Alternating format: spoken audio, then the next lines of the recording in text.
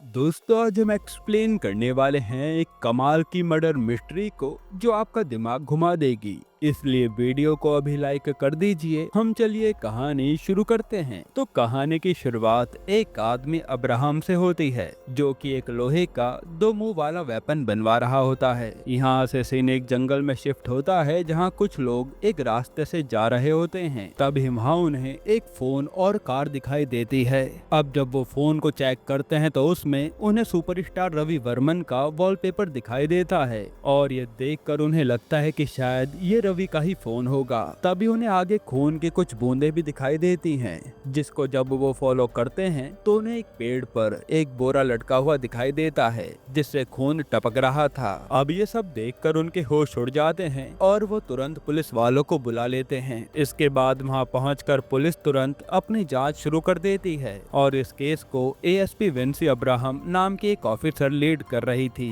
अब यहाँ से सीन एक रिजॉर्ट पर शिफ्ट होता है जहाँ हमें एक शॉकिंग ट्रुथ रिवील होता है। यहाँ रिजॉर्ट में सुपरस्टार रवि वर्मन एक लड़की के साथ खुद अपने ही मर्डर की न्यूज टेलीविजन पर देख रहा था और ये न्यूज देखकर उसके होश उड़ जाते हैं कि आखिर ये हो क्या रहा है। तभी पुलिस जब पेड़ से उस लाश को उतारती है तो वो असल में रवि की नहीं बल्कि उसके ड्राइवर राजन की लाश होती है। फिर विंसी तुरंत इस न्यूज को मीडिया में जाकर क्लियर करती है कि ये लाश रवि के ड्राइवर की है। वहीं अब्राहम जिसे हमने मूवी की शुरुआत में देखा था वो भी विंसी को टेलीविजन पर देख रहा होता है। असल में अब्राहम और कोई नहीं बल्कि विंसी का डैड था। पर अब विंसी की मां नैन्सी की मौत के बाद से वो और विंसी साथ में नहीं रहते और विंसी उससे नफरत भी करती थी। शायद विंसी उसे अपनी मां की मौत का कारण मानती थी।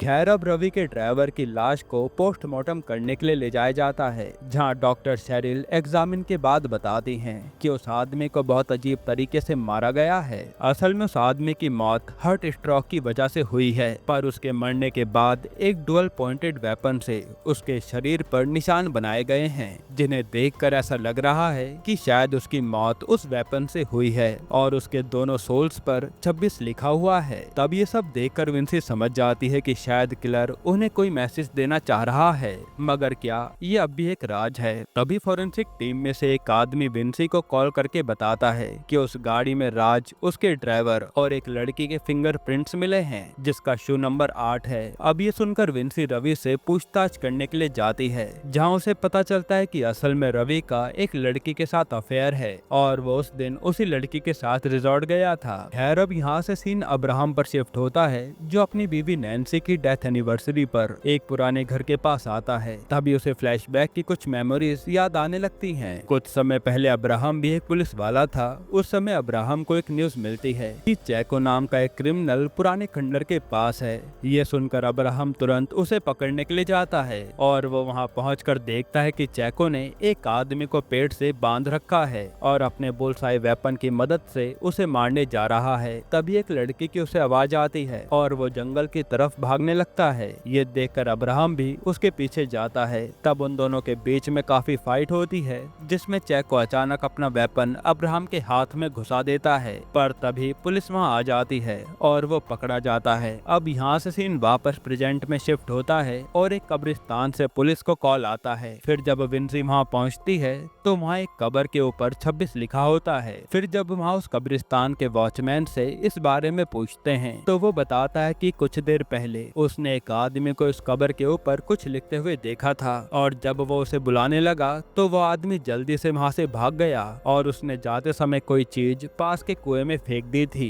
जिसके बाद सभी पुलिस वाले उस कुएं को चेक करने के लिए जाते हैं और जब वो वहाँ इन्वेस्टिगेशन करते हैं तो उन्हें मिलता है वही बुलसाई वेपन। अब अगले दिन वो वेपन लेकर विंसी अपने सीनियर एसपी भास्कर के पास जाती है। वो उसे बताते हैं कि रवि का ड्राइवर राजन, जिसकी लाश उन्हें मिली थी, उसकी मौत एक वेपन अटैक के थ्रू हुई है, ऐसा दिखाने की कोशिश की गई थी। इसके बाद कल रात उन्हें उस कुएं में से जो वेपन मिला था वो उसे भास्कर को दिखाती है। ये सब देखकर भास्कर को चैको की याद आती है क्योंकि वही एक था जो इस तरह का वेपन यूज करता था। अब क्योंकि चैको अभी कुछ दिन पहले ही जेल से आजाद हुआ था, तो हो सकता है कि वो ही ये सारे मर्डर्स कर रहा हो। फिर इस मिस्ट्री को सॉल्व करने के लिए भास्कर विंसी को एक दूसरे ऑफिसर के साथ काम करने के लिए कहता है, जो कि दूसरे रूम में उसका इंतजार कर रहा था। फिर मीटिंग खत्म हो जाने के बाद विंसी अपने पार्टनर से मिलने जाती है और यहाँ उसे देखकर वो शॉक्ड हो जाती है, क्योंकि वो आदमी कोई और नहीं बल्कि उसके पिता अब्राहम थे। असल में अब्राहम ने पहले भी चैको के केस को हैंडल किया था और यही वजह थी कि एसपी भास्कर ने उसे इनडायरेक्टली इस केस में शामिल होने के लिए कहा था। अब यहाँ अब्राहम कुछ बोलता उससे पहले विंसी कहती है कि आपको चैको के बारे में जो भी इंफॉर्मेशन पता हो मुझे बता दो। ये सुनकर अब्राहम विंसी को बताता है कि चैको हमेशा अपनी माँ की चप्पल पहनकर मर्डर किया करता था और उसके पास बुलसाई नाम का एक खास वेपन भी था जो उसकी पहचान थी। फिर विंसी उसे कुएं वाला वेपन दिखाती है तो वो कहता है कि ये बुलसाई वेपन नहीं है। ये सुनकर विंसी काफी ज्यादा फ्रस्ट्रेट हो जाती है और वहाँ से चली जाती है। अब यहाँ से सीन थोड़ा फ्लैशबैक में जाता है जब अब्राहम चाको को पकड़ने की कोशिश कर रहा था। उस वक्त वो इन्फॉर्मेशन लेने के लिए रॉबर्ट नाम के एक आदमी के पास जाता है। अब रॉबर्ट एक चोर होता है और अब्राहम को देखकर वो सोचता है कि शायद अब्राहम उसे पकड़ने के लिए आ रहा है। इसी वजह से वो पास बहती हुई नदी में कूद जाता है, जिसकी वजह से उसकी मौत हो जाती है। वहीं अब्राहम रॉबर्ट के मरने से काफी दुखी होता है। इस वजह से वो उसकी बीवी सुजैन और बेटे माइकल को अपने घर पर ले आता है। तब उन्हें देखकर विंसी बिल्कुल भी खुश नहीं होती। असल में चैको ने उसके बाद एक बार फिर अब्राहम पर हमला किया था और उसे बचाने के चक्कर में नैन्सी, जो कि अब्राहम की बीवी थी, उसने अपनी जान गंवा दी थी। अब जब विंसी ने सुजैन और माइकल को देखा तो उसे लगा था कि शायद उसके पिता ने उन दोनों की वजह से ही उसकी माँ को मरने दिया। इसी वजह से वो घर छोड़कर चली गई और कुछ समय बाद सिद्धार्थ नाम के एक लड़के के साथ शादी करके रहने लगी। अब यहाँ से सीन वापस प्रेजेंट में शिफ्ट होता है और यहाँ विंसी सीआई सोमन से ये पूछती है कि जब चैको जेल में था तब उससे मिलने कौन कौन आया था, जिस पर उसे पता चलता है कि एक लड़की आयशा और अब्राहम उससे मिलने के लिए आए थे। जिसके बाद वो ऑफिसर कुछ देर में विंसी को उनकी मीटिंग का एक फुटेज भी लाकर देने के लिए कहता है। इसके बाद वो अपनी एक लवर से मिलने के लिए जाता है और जब वो वहाँ से वापस आ रहा होता है तभी अचानक एक कार उसकी कार के काफी नजदीक आकर खड़ी हो जाती है। ये देखकर जब सोमन उससे बात करने के लिए आता है तभी अचानक उसे भी हार्ट स्ट्रोक आने लगता है और उसके बाद वो वहाँ से गायब हो जाता है। फिर थोड़ी देर बाद विंसी को पता चल जाता है कि सोमन गायब हो गया है और अगले दिन पुलिस वालों को सोमन की लाश मिलती है, जो बिल्कुल उसी कंडीशन में होती है जैसे कि राजन को मारा गया था।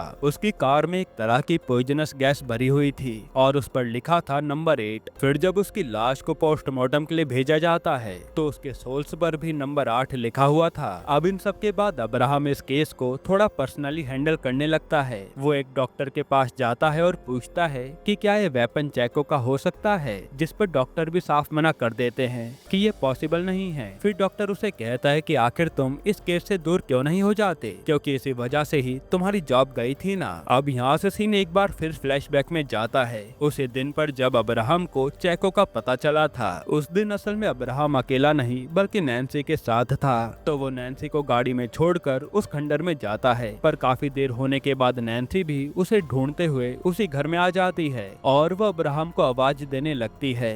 यही आवाज थी जो चैको ने सुनी थी। अब इन सब के बीच नैन्सी चैको के करीब पहुंच जाती है और उसे चैको धक्का दे देता है, जिससे वो एक रेलिंग के ऊपर गिर जाती है और यहीं उसकी मौत हो जाती है। इसके बाद अब अब्राहम किसी भी तरह से चैको को सजा दिलवाना चाहता था, पर प्रूफ न होने की वजह से वो कुछ भी नहीं कर सकता था। इसी वजह से वो बुल आइस, जो कि चैको का ही वेपन था, उसी तरह का एक दूसरा हथियार बनवाता है। पर अदालत में यह साबित हो जाता है कि वो हथियार जो कोर्ट में लाया गया है वो चैको का हथियार नहीं है, जिसका मतलब था कि अब्राहम ने चैको को फंसाने की कोशिश की है। इसी वजह से अब्राहम की जॉब चली जाती है और उसे सस्पेंड कर दिया जाता है। खैर अब यहाँ से सीन वापस प्रेजेंट में आता है और अब विंसी ये पता करना चाहती थी कि उस दिन अब्राहम ने चैको से क्या बात की थी। इसलिए वो पूजा नाम की एक लड़की जो कि लिप रीडिंग एक्सपर्ट थी उसके पास जाती है और जब वो इसे अब्राहम और चैको की फुटेज दिखाती है तो उन्हें पता चलता है कि अब्राहम ने कहा था कि मैं तुम्हारा जेल के बाहर इंतजार करूंगा। अब इसका मतलब पूछने के लिए विंसी अब्राहम के घर जाती है। तब यहाँ उसे चेको के जैसे ही बहुत सारे वेपन्स और केस से रिलेटेड बहुत सी डिटेल मिलती है। तभी अचानक अब्राहम वहाँ आ जाता है और विंसी से कहता है कि वो भी इसी केस की जांच कर रहा है, इसी वजह से उसके पास ये सारा सामान है। खैर यहाँ विंसी अब्राहम को बताती है कि वो माँ बनने वाली है, जो सुनकर अब्राहम बहुत खुश होता है। इन सब के बाद अब वो लड़की आयशा जो चेको से मिलने के लिए आई थी, उसके ऊपर इन्वेस्टिगेशन शुरू की जाती है और आयशा का असली नाम अनीता था, जो चेन्नई के एक ऑर्फनेज में रहती थी। अब ये इन्फॉर्मेशन मिलते ही विंसी उससे मिलने के लिए जाती है। तब वहाँ उसे पता चलता है कि चेको की माँ कुंजम्मा उन्हीं के ऑर्फनेज में रहती है और वो चाहती थी कि चेको उनसे मिलने के लिए आए। तब ये सुनकर वो सभी कुंजम्मा से मिलने के लिए जाते हैं। यहाँ कुंजम्मा बताते हैं कि चेको उनसे कभी मिलने तो नहीं आया, पर हर रात 8 बजे उन्हें कॉल करता है। ये सुनकर वो सभी रात होने का वेट करने लगते हैं। फिर जब चेको का कॉल आता है तो वो लोग बहलाकर उससे उसकी लोकेशन के बारे में पता लगवा लेते हैं और जब विंसी वहाँ जाती है तो वहाँ उन्हें चेको मिल जाता है, पर वो खुद चैन से बंधा हुआ था। यहाँ उसके सामने कंप्यूटर लगा होता है जो हर रात 8 बजे ऑटोमेटिकली उसकी माँ को कॉल करता था और यहाँ उसे पता नहीं था कि उसे किसने बांधा है। इस बात से ये क्लियर हो जाता है कि चेको का इस केस से कोई भी रिलेशन नहीं है। वहीं दूसरी तरफ अब्राहम के घर के बाहर कोई 26-8 और एक क्वेश्चन मार्क बनाकर चला जाता है। अब ये देखकर अब्राहम ये तो समझ गया था कि ये कोई मैसेज है, पर क्या ये भी अभी एक गुत्थी है। इन सब के बाद अब्राहम चाको से मिलने के लिए जाता है और यहाँ सीन उस दिन पर शिफ्ट होता है जब चेको जेल से रिलीज हुआ था। उस दिन अब्राहम उसका बाहर ही वेट कर रहा होता है। तब यहाँ चेको अब्राहम से कहता है कि बचपन में मेरे पिता शराब पीकर मेरी माँ को एक बुलसाई वेपन से मारा करते थे और एक दिन मैंने उन्हीं को उस वेपन से मार दिया। तब से मैं उन्हीं लोगों को मारता आया हूँ जो औरतों पर जुल्म करते हैं, पर उस दिन गलती से तुम्हारी पत्नी की हत्या मुझसे हो गई। इस चीज के लिए मुझे माफ कर दो। इन सब के बाद सीन प्रेजेंट में शिफ्ट होता है जहाँ अब्राहम चेको से एक बार फिर पूछता है कि आखिर तुमने उन लोगों को क्यों मारा, जिस पर चेको कहता है कि मैंने किसी को भी नहीं मारा है। इन सब के बाद पुलिस ये अनाउंसमेंट मीडिया में कर देती है कि उन्होंने उस सीरियल किलर को पकड़ लिया है जो कि चेको ही है। हालांकि वो अभी भी असली खूनी का पता लगाना चाहते थे और ये एक तरह की चाल थी असली खूनी को पकड़ने की। तभी एक दिन विंसी को वो किलर एक बुक भेजता है जिसका नाम था every killer has a past. फिर जब इस बुक को इन्वेस्टिगेट किया जाता है तो पता चलता है कि उस बुक के पेज नंबर 95 और 96 गायब हैं। इन सब से अब्राहम एक कंक्लूजन पर आता है कि शायद किलर उन्हें एक डेट बता रहा है जो कि 26/8, 95 और 96, इसलिए वो डिपार्टमेंट के लोगों को उस डेट पर छानबीन करने के लिए कहता है। वहीं दूसरी तरफ विंसी को लगता है कि शायद किलर उस बुक के राइटर प्रिया को मारना चाहता है, इसलिए वो उसकी प्रोटेक्शन करने लगती है।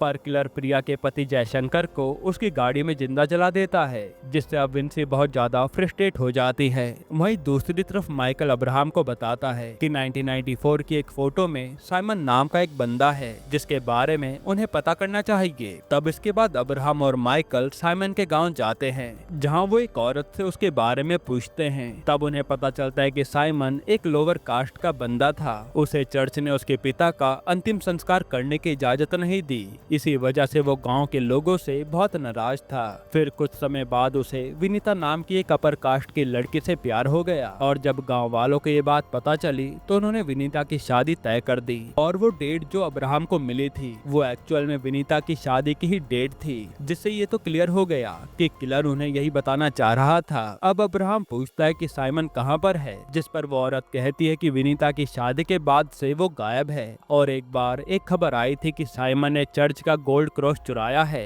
पर उसके बाद से उसकी कोई खबर नहीं मिली। वहीं दूसरी तरफ विंसी फॉरेंसिक डॉक्टर शेल्डी से मिलने जाती है, पर यहाँ एक बड़ा ट्विस्ट सामने आता है। डॉक्टर शेल्डी अचानक कहीं गायब हो जाती हैं और जब विंसी वहाँ पहुँचती है तो डॉक्टर शेल्डी के अटेंडेंट विंसी को बताती है कि जो लाश उन्हें कार से मिली वो जयशंकर की नहीं है। उसके बाद वो उसे एक ब्रेसलेट देती है जो डॉक्टर शेल्डी का था और ये उसे उस लाश के पास से मिला था। इसका मतलब था कि शायद डॉक्टर शेल्डी भी इन सब से कनेक्टेड है। इस वजह से अब वो ब्रेसलेट देखकर विंसी को थोड़ा डाउट होता है। वहीं दूसरी तरफ उस औरत की मदद से अब्राहम को विनीता की एक फोटोग्राफ मिलती है और वो माइकल को ये पता करने के लिए कहता है कि आखिर विनीता अब कैसी दिखती है। वहीं उसे पता चलता है कि जिस दिन साइमन ने चोरी की थी वो विनीता की शादी का ही दिन था, पर कोई आदमी अपनी गर्लफ्रेंड की शादी वाले दिन चोरी क्यों करेगा, ये सबसे बड़ा सवाल है। खैर अब इन सब के साथ अब्राहम और विंसी एसआई भास्कर के पास जाते हैं और जब विंसी उन लोगों को डॉक्टर शैडली की मिसिंग के बारे में बताती है तो अब्राहम यहाँ सभी के सामने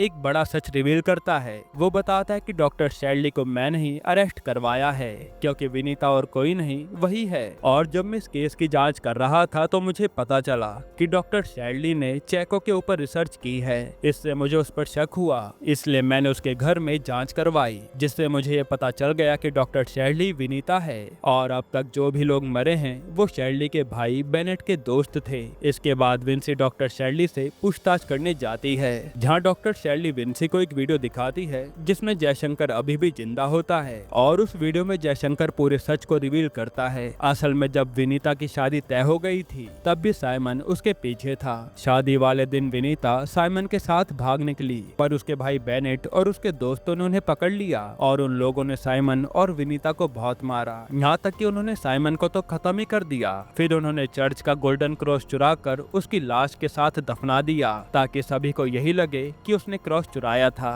इन सब के बाद विंसी जयशंकर को बचाने के लिए जाती है, पर वो ऑलरेडी मर चुका था। तभी कोई बंदा पीछे से आकर विंसी को किडनैप कर लेता है। अब अब्राहम डॉक्टर शैडली के पास आता है और उसे कहता है कि साइमन की मौत के बाद तुम अमेरिका चली गई और वहाँ डॉक्टर बन गई, वहाँ तुमने अपना नाम भी बदल लिया और उसके बाद इंडिया वापस आकर तुमने अपने पूरे परिवार को मार डाला और फिर धीरे धीरे बेनेट के सभी दोस्तों को भी मारती गई, है ना। ये जयशंकर भी उन्हीं में से एक था, पर ये सब कुछ तुमने अकेले नहीं किया। उस साइमन का छोटा भाई सोलोमन तुम्हारा इन सब में साथ दे रहा है ना, और वो तुम्हारे साथ साथ इंडिया वापस आया। ये सारी बातें अब्राहम ने पता लगा ली थी। तभी अचानक अब्राहम को सोलोमन का कॉल आता है जो उसे बताता है कि विंसी मेरे पास है। तब अब्राहम तुरंत अपनी बेटी को बचाने के लिए वहाँ पहुँच जाता है और यहाँ सोलोमन उसे कहता है कि तुम भी मेरे भाई साइमन की मौत के जिम्मेदार हो। असल में उस रात जब साइमन को बेनेट मार रहा था तब अब्राहम की नई नई उसी गांव में पोस्टिंग हुई थी और तब सोलोमन उसे मदद मांगने के लिए गया था,